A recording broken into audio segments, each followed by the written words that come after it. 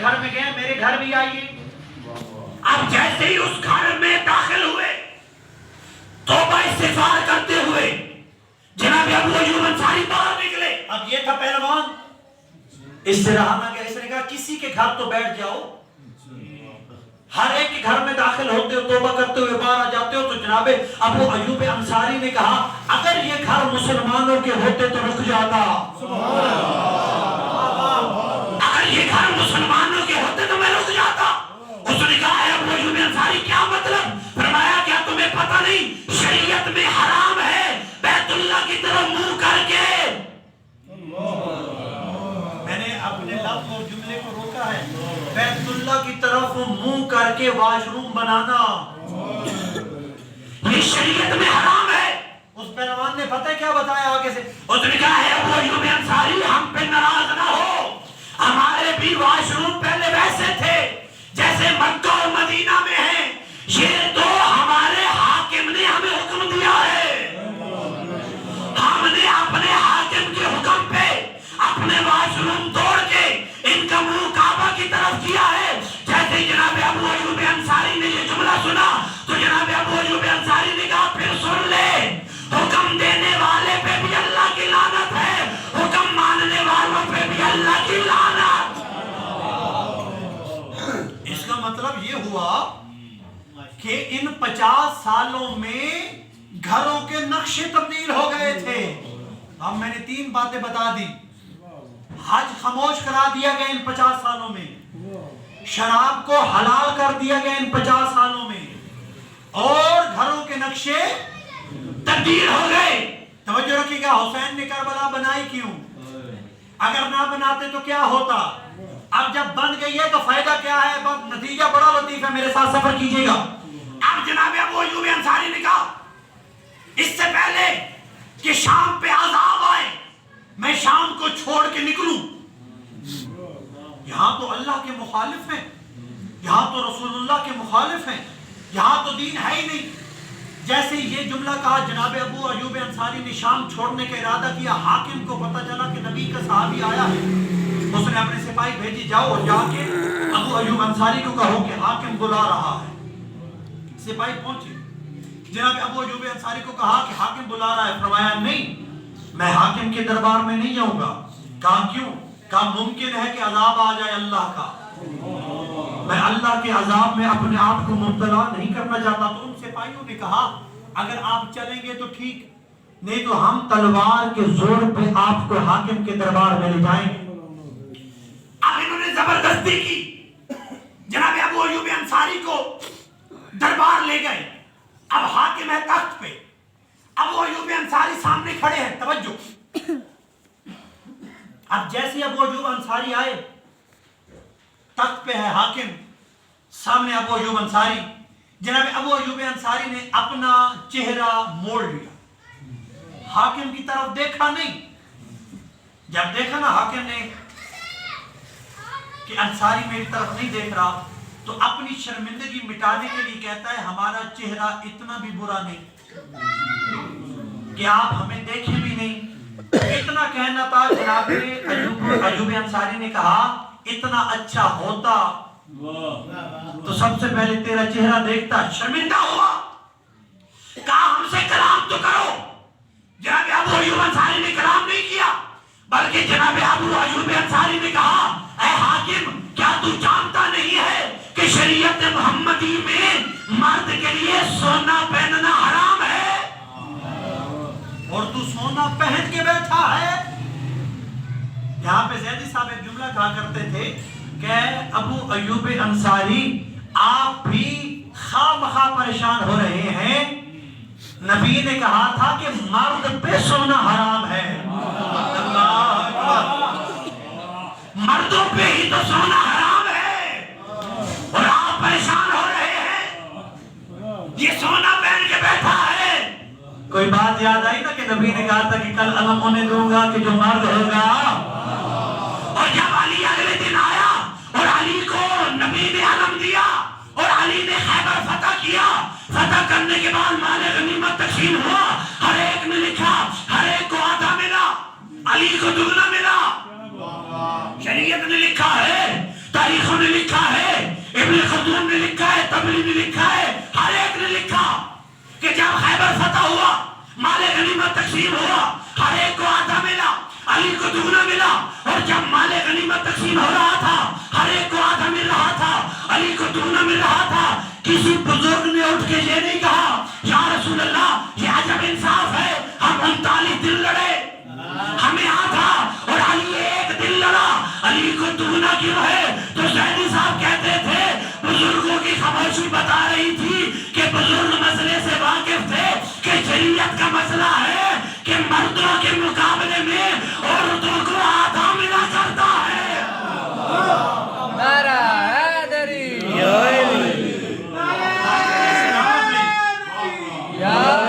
مردوں کے مقابلے میں عورتوں کا حصہ ہوتا ہے آدھا.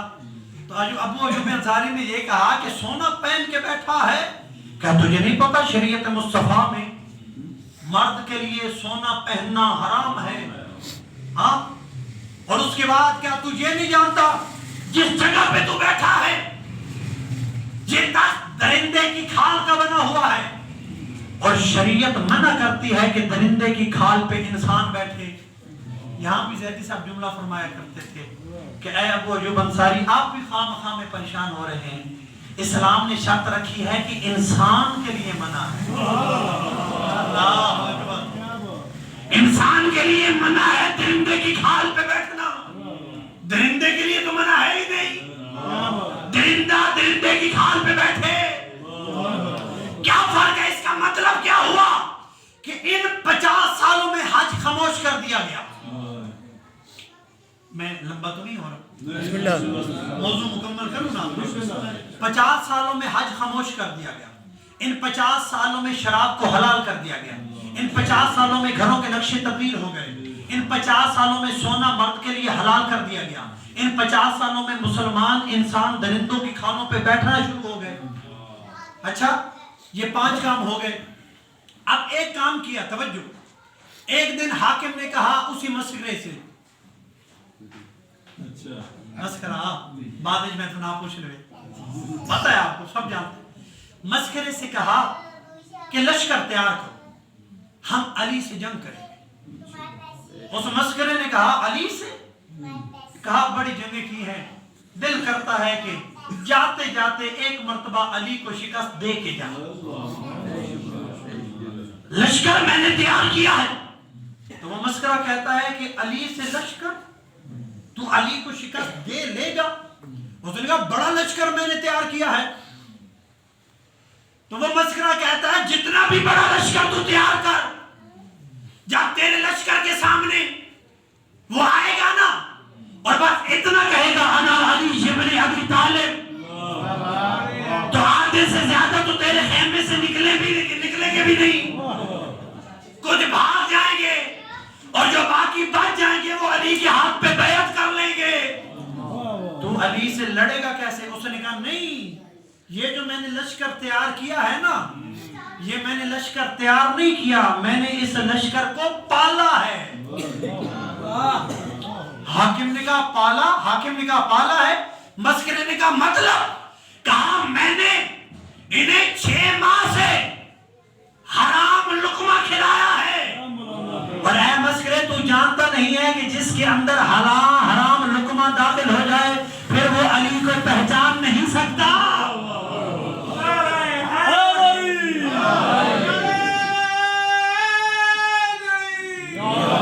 اس کا مطلب ہے دشمن تھا لیکن پھر بھی یہ جانتا تھا کہ علی کو 2 بندے نہیں پہچان سکتے, ایک وہ جس کا لقمہ حرام ہے, دوسرا وہ جس کا نطفہ حرام ہے.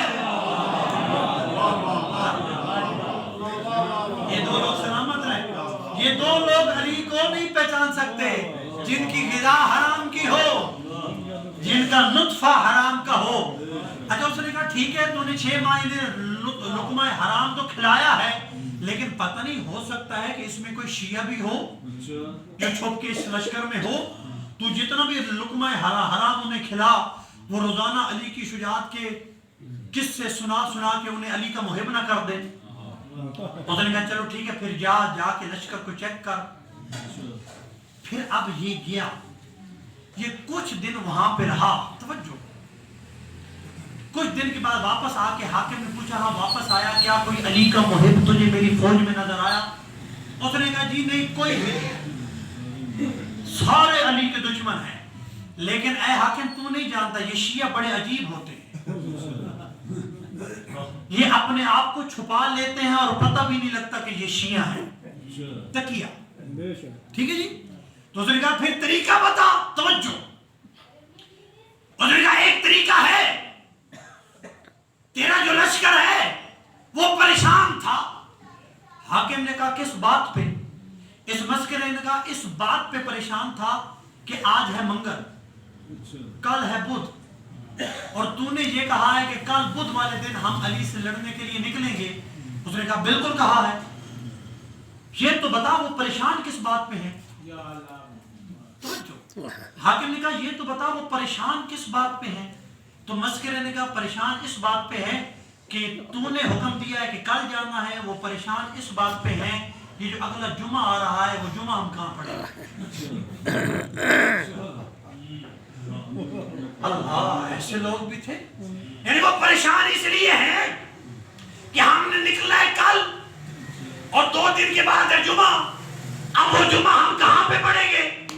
तो हाकिम ने कहा फिर इसमें परेशानी वाली क्या बात है? तवज्जो, इसमें परेशानी वाली क्या बात है? उस मस्करे ने कहा है यहीं पे पता चलेगा तेरी फौज में कोई अली वाला तो नहीं। उसने कहा मतलब बता तो सही। उसने कहा मेरे पास एक प्लान है। क्या प्लान है? प्लान ये है कि वो है परेशान, तू घोड़े पे बैठ, उनके पास जा और उन्हें जाके कहो कि परेशान क्यों है। वो तुम्हें कहेंगे कि ऐ हाकिम हमने कल जाना है ना? आपने कहना है हाँ, ठीक है। फिर वो आपको कहेंगे अगर हम कल कहीं जाएंगे तो फिर हम जुमा कहाँ पे पढ़ेंगे? तो आपने कहना है जुमा तो हमने पढ़ना है। वो आगे से कहेंगे क्या हम रास्ते में पढ़ेंगे? आपने कहना नहीं, हम रास्ते में नहीं पढ़ेंगे। फिर वो आगे से ये कहेंगे क्या हम फिर जुमा पढ़ के जाएंगे? आपने कहना है पढ़ के भी नहीं जाना। फिर वो कहेंगे ना रास्ते में पढ़ना है ना पढ़ के जाना है, फिर जुम्मे क्या करेंगे क्या? तो आपने कहना है हम आज ही पढ़ेंगे, हम आज ही पढ़ेंगे। हाकिम ने कहा मैंने उनको तैयार ही इतना किया है, मैं इतवार वाले दिन भी कहूं, वो इतवार वाले दिन भी पढ़ेंगे।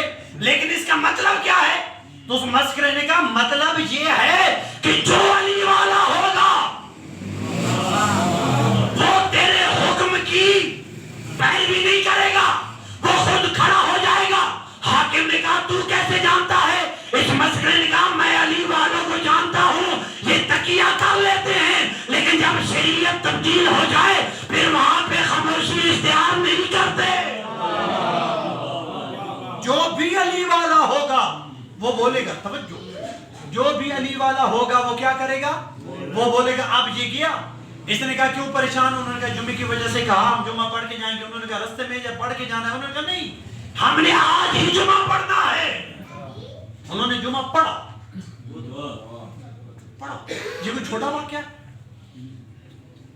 हम पढ़ते हैं गुजर जाते हैं, ये छोटा वाक्या नहीं, ये तारीख का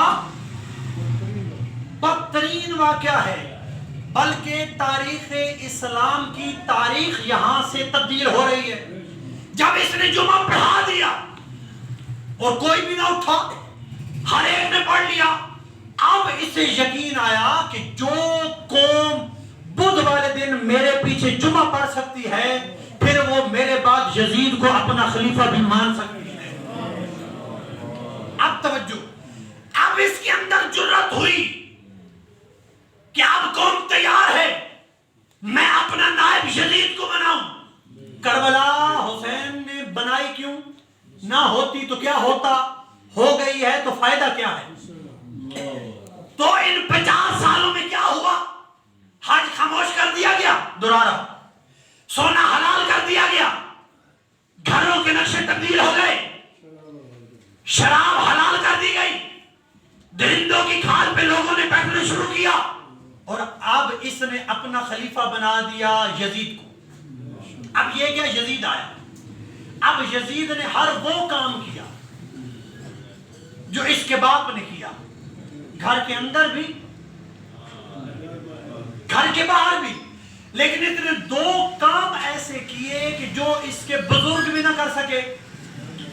ایک کام اس نے یہ کیا کہ اس نے بندروں کو علماء کا لباس پہنا کے منبر نبی پہ نچوایا اور پھر ان کو نسبت دی اہل بیت سے بے شمار. یعنی ان سے پہلے جو گزرے تھے انہوں نے یہ کام نہیں کیا.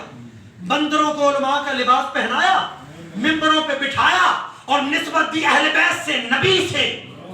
ایک اس نے یہ کیا. دوسرا اس نے مسجد نبوی میں بیٹھ کے منبر نبی پہ بیٹھ کے شراب پی اور پلائی اور کہا اگر حرام ہے تو مجھے روکو. اگر کربلا نہ ہوتی تو کیا ہوتا؟ اب کربلا ہو گئی ہے تو فائدہ کیا ہے؟ حسین نے کربلا کیوں بنائی؟ اس لیے بنائی کہ سونا حلال کر دیا گیا تھا, حج خاموش کر دیا گیا تھا, شراب حلال کر دی گئی تھی. اب حسین نے کربلا اس لیے بنائی. اگر نہ بناتا تو کیا ہوتا؟ جمعہ بدھ کو ہوتا, شراب حلال ہوتی. اب بن گئی ہے تو فائدہ کیا ہے؟ جملہ اب ہے, اب توجہ, اب بن گئی ہے. اگر بنائی کیوں؟ شراب حلال ہوگی. نہ بناتا تو کیا ہوتا؟ شراب حلال ہوتی, جمعہ بدھ کو ہوتا. اب بن گئی ہے تو فائدہ کیا ہے؟ فائدہ یہ ہے کہ 11 ہجری کو نبی گئے, 61 ہجری کو ہی کربلا. ان 50 سالوں میں شراب کو حلال کر دیا گیا, بندر نچائے گئے, گھر تبدیل ہوئے, حج خاموش ہوئی, شریعت کے احکام پامال ہوئے. کربلا 61 ہجری کو ہوئی. کربلا سے لے کے آج تک 1444 عیسوی ہے نا, تو کتنے سال بنے؟ 61 ہجری سے آج تک کم و بیش 1380 سال. کربلا کو ہوئے کتنے عرصے ہو؟ نبی کو گئے 50 سال ہوئے کربلا تک. کربلا کو ہوئے کتنا عرصہ ہو گیا؟ 1300. اب توجہ, پوری گفتگو کا نتیجہ آپ کے حوالے کر رہا ہوں. کربلا کو ہوئے 1380 سال ہو گئے. اب میں آپ کو بتاؤں کربلا کا فائدہ کیا ہے. ان 50 سالوں میں لوگوں میں اتنی جرأت تھی کہ وہ مسجد میں بیٹھ کے شراب پیتے, وہ بدھ والے دن جمعہ پڑھتے. لیکن 1380 سال گزرنے کے بعد بھی آج تک کسی کی جرأت نہیں ہے, مسجد تو دور کی بات, مسجد کے دروازے پہ کھڑے ہو کے شراب پیے. اس کا مطلب ہے کہ ان 50 سالوں میں انسان اتنے طاقتور ہو چکے تھے کہ انہوں نے جمعہ بدھ کو پڑھایا. لیکن کربلا گزرنے کے 1380 سال بعد میں چیلنج کرتا ہوں کہ کوئی مائی کا لال جمعے والے دن 3:30 بجے پڑھا کے دکھائے. گھر میں اٹھ کے کہے گا آپ بے وقوف ہو گئے, یہ جمعے کا ٹائم ہے. تو یہ فائدہ ہے کربلا کا. کربلا نہ ہوتی تو شراب حلال ہوتی. اب 1400 سال گزرنے کے باوجود بھی مسلمان تو دور کی بات, ہندو بھی مندر کے سامنے شراب بیچے تو اسے بیچنے کی اجازت نہیں دی جاتی. یہ ہے کربلا کا فائدہ. اور پھر میں ایک جملہ کہہ کے آپ کی ذہنات کو تمام کروں. کربلا کا فائدہ, ایک بندے نے جب اعتراض کیا تھا کہ حسین ہار گئے, یزید جیت گیا. ہوا ہے نا کربلا کے اندر حسین آئے, حسین شہید ہو گئے تو اس کا مطلب ہے حسین ہارے, حسین ہارے, یزید جیت گئے. تو ہم نے کہا چلے ہم مان لیتے ہیں کہ کربلا میں حسین ہارا, یزید بھی جیتا. دلیل کیا ہے؟ انہوں نے کہا اس لیے کہ حسین قتل ہو گئے, یزید بچ گیا, اس لیے حسین ہار گیا, یزید جیت گیا. ہم نے کہا یہ تو کوئی دلیل نہیں. انہوں نے کہا مطلب کیا؟ ہم نے کہا جیت اور ہار کا معیار یہ نہیں کہ زندہ کون ہے اور مرا کون. جیت اور ہار کا معیار یہ ہے کہ مقصد کس کا باقی ہے. مقصد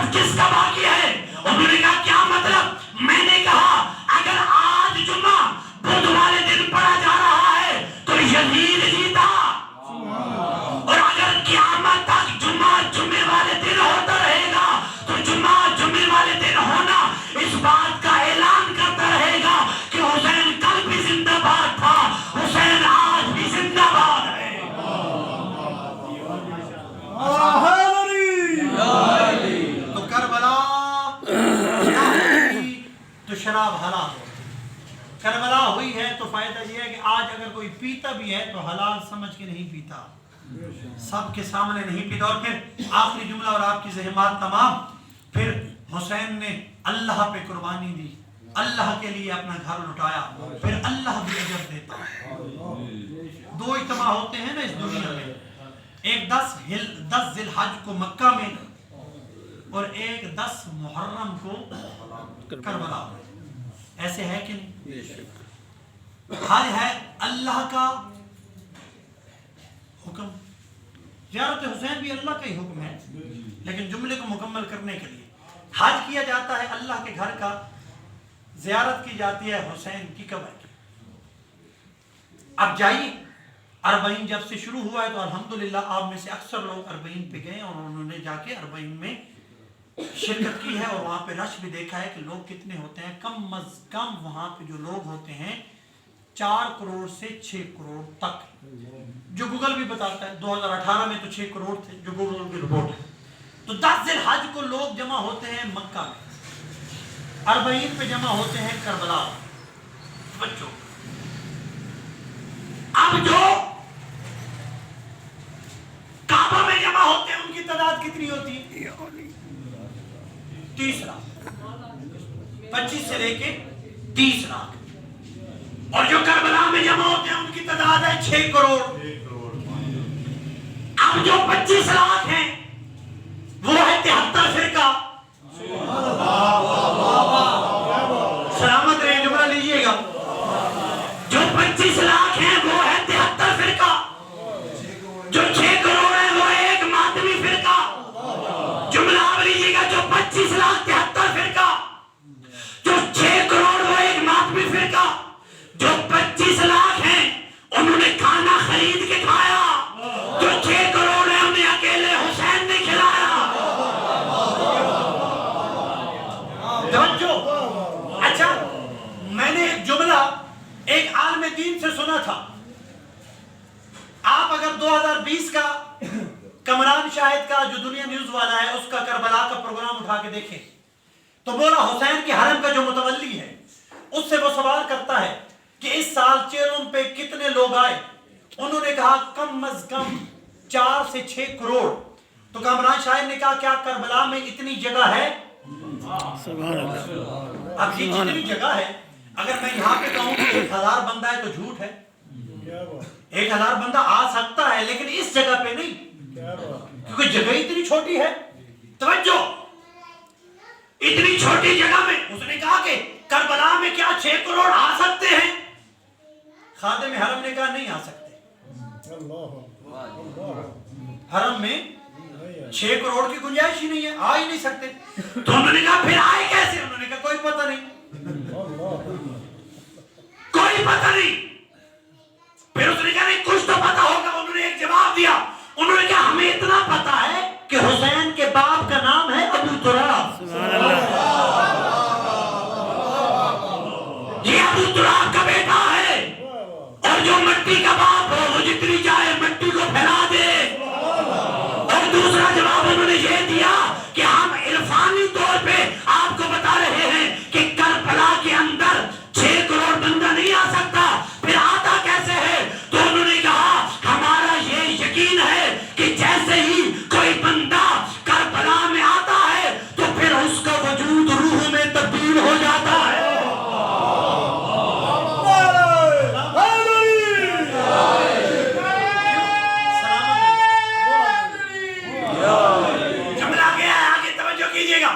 کیونکہ یہ جسم جگہ گھیرتا ہے، روح تو جگہ گھیرتی ہی نہیں۔ تو لوگوں کے جسم جو ہیں وہ روح میں تبدیل ہو جاتے ہیں۔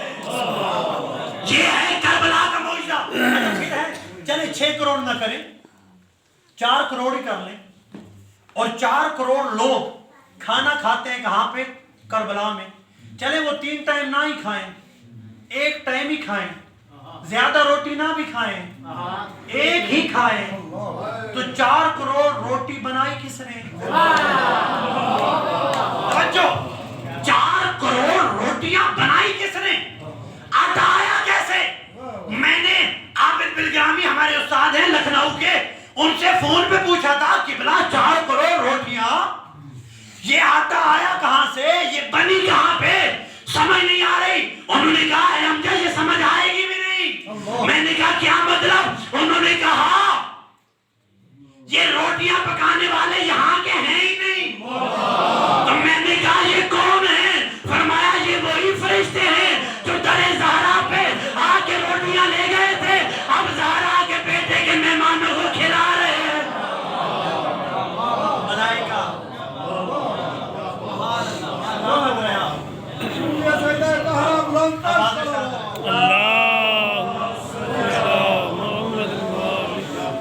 وہ فرشتے کہ جو روٹیاں لے کے گئے تھے, اب ان کی ڈیوٹی ہے وہ حسین کے زائرین کو روٹیاں کھلائیں. ہاں تو وہ ہے 25 لاکھ, یہ 7 کروڑ. انہوں نے کھانا خرید کے کھایا. 6 کروڑ کو اکیلے حسین نے دن میں 3 مرتبہ کھانا کھلا کے دنیا کو بتایا کہ اے دنیا والو, اگر کوئی تم سے پوچھے کہ حسین کی نانی خدیجہ پورے عرب کو مفت کھانا کیسے کھلاتی تھی, تو انہیں کربلا لا کے دکھانا کہ ایسے کھلایا.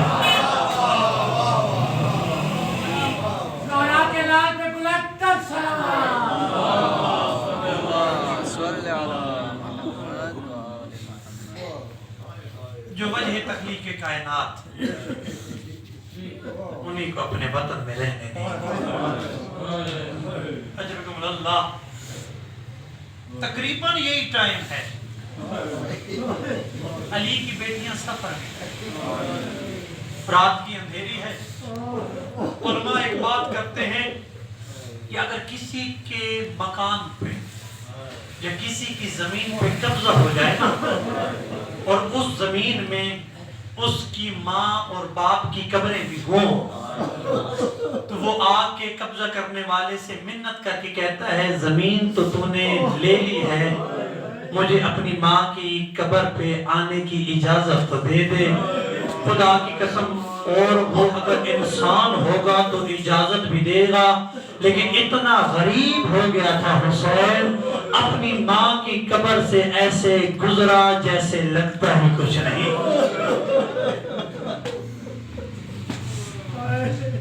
اجرکم اللہ.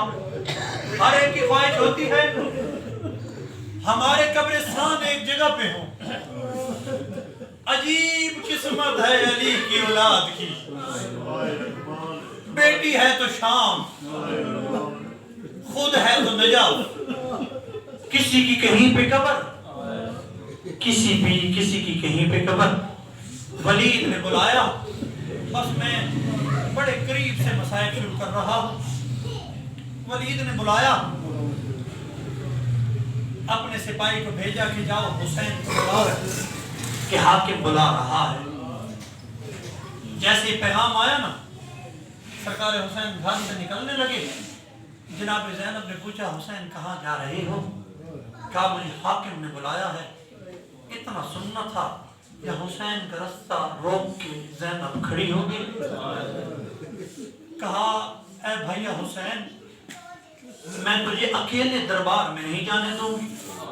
حسین نے کہا اے زینب, میں امام ہوں, علم امامت سے جانتا ہوں کہ مدینہ میری جائے شہادت نہیں, ولید میرا قاتل نہیں.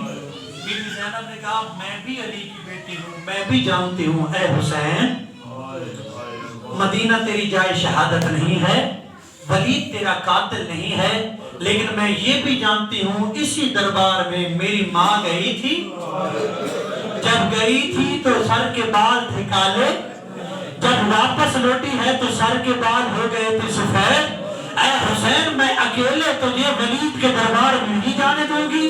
تو بہن بھائیوں کے درمیان یہ باتیں ہو رہی تھی, یا ام لبابہ ام الفضل جناب عباس کی زوجہ نے یہ باتیں سنی, دوڑ کے گھر گئی, کمرے میں جا کے جناب عباس کو دیکھ کے کہتی ہے اے عباس تو یہاں آرام سے سو رہا ہے, اور بار حسین کو زینب رو کے کھڑی ہے, علی کی بیٹی رو رہی ہے.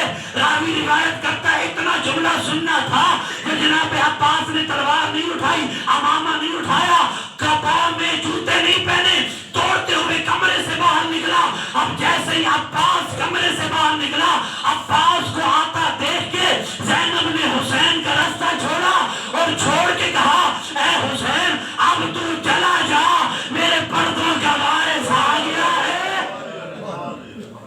اجرکم اللہ. اب ہمارا وارث محافظ آ گیا ہے. اللہ جانے کتنے مان تھے زینب کو عباس پہ. اجرکم اللہ. اب عباس نے کہا اے آقا آپ دربار میں جانا چاہتے ہیں ہم آپ کے ساتھ آئیں گے. حسین نے کہا اے عباس دیر ہو جائے گی. جناب عباس نے کہا اے آقا بس ایک صدا لگانے کی اجازت دیجیے. حسین نے اجازت دی. عباس نے کہا اے زین العابدین، اے اکبر، اے قاسم، اے حنفیہ، اے رون، اے محمد. عباس نے صدا دی. دروازے کھلنے شروع ہوئے. کسی دروازے سے سجاد نکلے، کسی دروازے سے جناب اکبر نکلے، کسی دروازے سے جناب قاسم نکلے. تاریخ نے لکھا ہے 18 ہاشمی جوان تلواریں لے کے حسین کے گرد جمع ہوئے. اب کوئی اس جملے کی شدت کو محسوس کرے تو بیان کروں.